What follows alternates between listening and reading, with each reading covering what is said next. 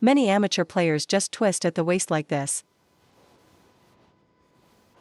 And that's exactly why your forehand has no power.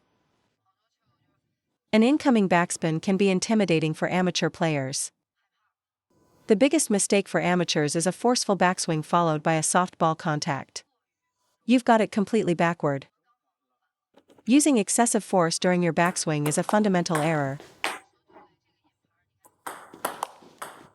A proper backswing follows your body rotation naturally. Your hand should be relaxed, just controlled enough to prevent wild swinging. I recognized this issue of applying force too early when I tried looping with my non-dominant hand. My right hand applies force at the right moment, but my left hand, being too eager to make the shot, tenses up and fires too soon. This eagerness causes your body to become too tense during the backswing. In proper technique, your racket hand should be in front of your body, not pulled to the side for a secondary rotation. Keep your hand in front and let your core rotation drive your shoulder turn, maintaining a slightly rounded shoulder posture.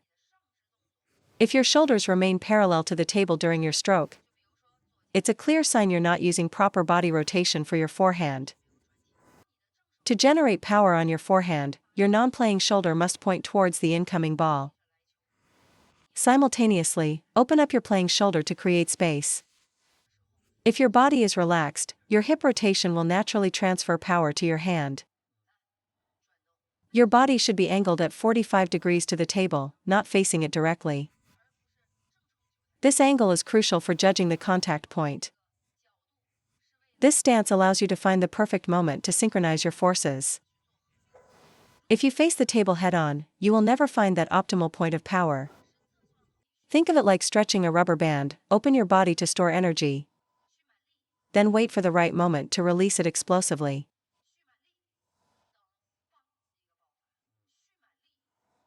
If that rubber band isn't fully stretched, your shot will lack any real power. The key to fully storing that energy is proper hip rotation. This rotation isn't just twisting.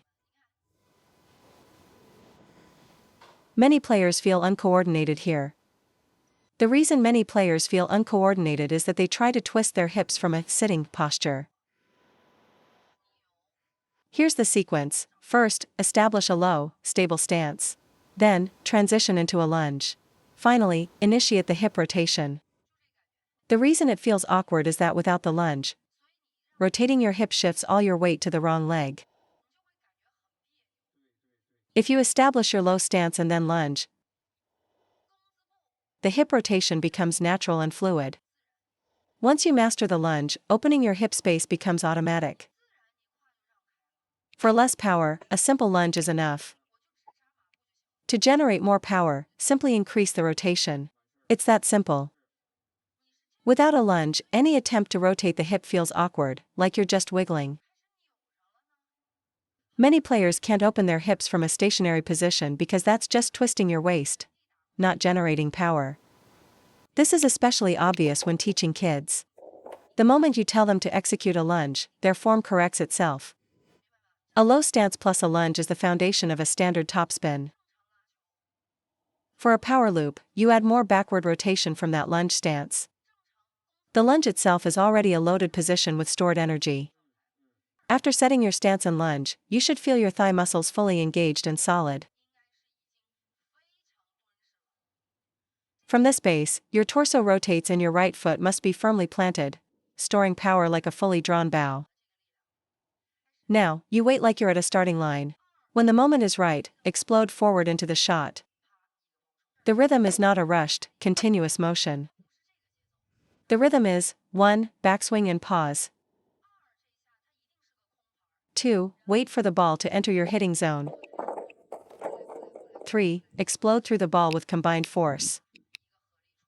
If you're already 2/3 of the way through your swing when you make contact, you won't generate any power. This means you didn't wait long enough. You released your stored energy too soon. A shot like that is an empty loop. It looks like a loop, but has no quality. This goes back to my point, you're hitting the ball at the end of your swing's arc. In contrast, I make contact closer to my body where I can apply maximum force. resulting in a much higher quality shot. First, rotate your hip. Second, and this is crucial, incorporate a pause to perfect your timing. Find that 1, 2, 3 rhythm. The weight is everything. Contacting the ball close to your body versus reaching for it produces two completely different outcomes. Master this rhythm, complete your backswing, then pause. Let the ball come into your power zone, like letting a fish swim into your hands. Don't reach for the ball. The more you chase it, the more you rush your timing. Let the ball come to you. But be careful, if you wait too long, you'll get jammed. You have to find that perfect timing. The window is very small.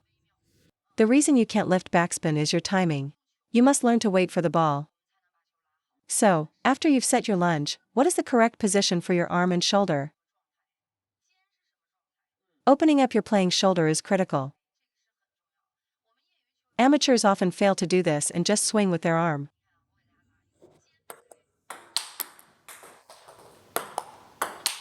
You must open up your playing shoulder. Your arm should be controlled.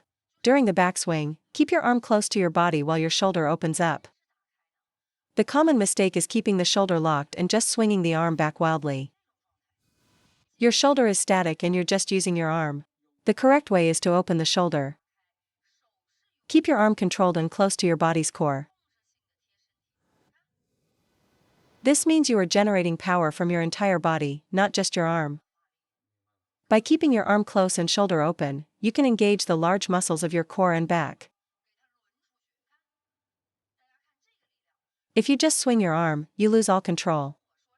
When you try to generate power by swinging your arm, you'll find yourself becoming tentative and inconsistent after just a few shots. So, for your loop, always open your shoulder, keep your arm close to your body, and achieve a maximum state of loaded energy before the swing. Open the playing shoulder, keep the hand close. The fourth point is, your arm must stay close to your body. The backswing is neither straight back nor wide out to the side. Your arm must stay close to your body, and combined with the lunge, you'll get that feeling of whipping your arm through the shot. If your arm is too far away, your spatial awareness is compromised, leading to mishits, whiffs, or framing the ball.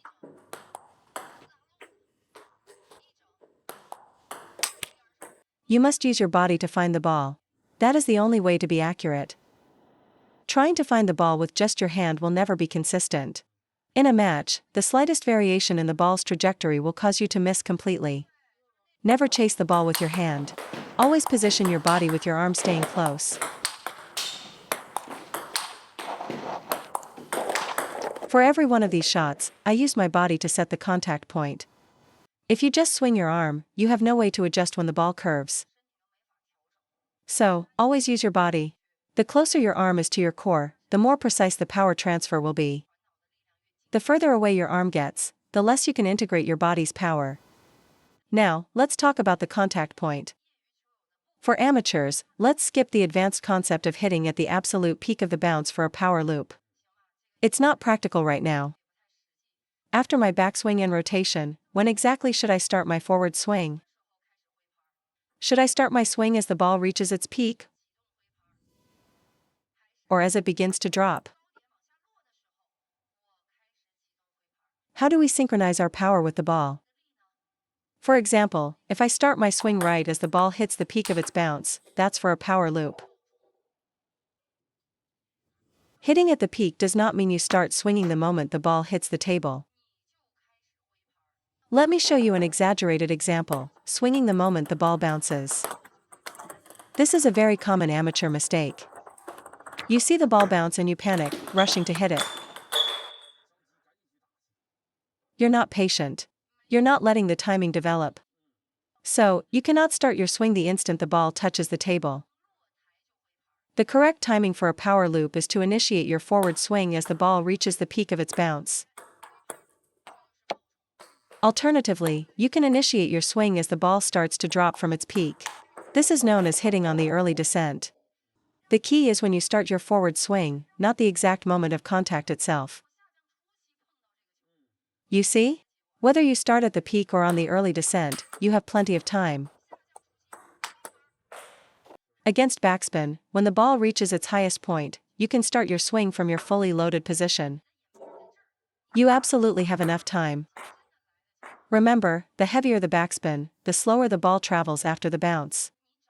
Once you internalize this rhythm, you will no longer struggle to generate power against backspin. The reason I can effectively combine my forces is because my timing is precise. Let the ball travel deeper into your zone. Let it get closer so you can unleash your full power on it. If it's too far out, you'll only make weak contact at the end of your swing. You need to develop a sensitivity for this timing. Practice initiating your swing at the peak and on the early descent. Doing this will dramatically increase your chances of making a powerful, well-timed shot. It all comes down to the rhythm of your swing initiation.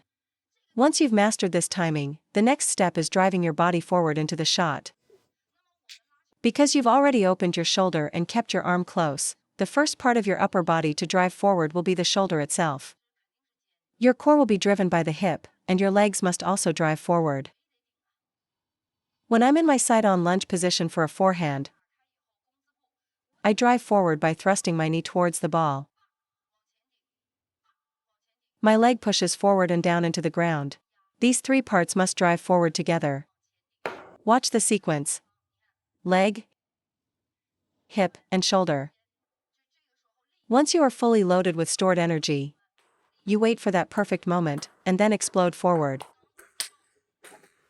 It's that one explosive movement. It feels like you're throwing your entire right side into the ball. Don't let your non-playing side pull away too early. Focus on driving your playing side, leg, hip, and shoulder, through the shot. Even if you can only coordinate two of those three elements, it will be effective. For instance, even without a strong leg drive, using just your hip and shoulder provides enough power. This is a great adaptation for older players with limited mobility. You can generate significant power by focusing only on opening and driving your shoulder through the shot. You must use the largest, most powerful parts of your body. Don't let the strength of your back and core go to waste. You have to engage these large muscles. Use your body rotation, not just your arm. Your arm is the weakest link. If you rely on it, your shots will become inconsistent. If you can incorporate your hips, that's even better. If you can add your legs, better still. That is how you achieve a truly high-quality power loop. When you loop against backspin, you must have the mindset of attacking it head-on. Do not be afraid of the spin. Let's return to our main theme: do not fear backspin. If you execute the fundamentals correctly, you will overcome it. Stop the habit of a fast backswing, soft contact. Remember this: the moment of contact is when the real work begins. At the point of contact, that's when you brush the ball, drive your hip, and accelerate your forearm through the shot. The moment you contact the ball is when the magic happens. Everything, hip drive, rotation, speed, the snap, it all has to happen at the exact moment you hit the ball. Everything before that moment should be relaxed and prepared. The entire preparation phase is about waiting. Stay patient, wait for the ball, and at the instant of contact, execute. That's where the shot is truly made.